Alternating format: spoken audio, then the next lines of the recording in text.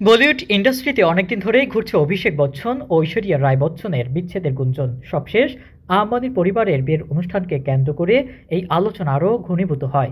এবার ঐশ্বরিয়া বিচ্ছেদের বিষয়টি আরও নাড়িয়ে দিলেন। মেয়ে আরাধ্য বচ্চনকে নিয়ে অনেকদিন ধরেই আলাদা থাকছেন ঐশ্বরিয়া। বচ্চন পরিবারের কোনো অনুষ্ঠানে দেখা যায় না এবার তাদের, তবে মা মেয়েকে সবসময় দেখা যায় একই সঙ্গে।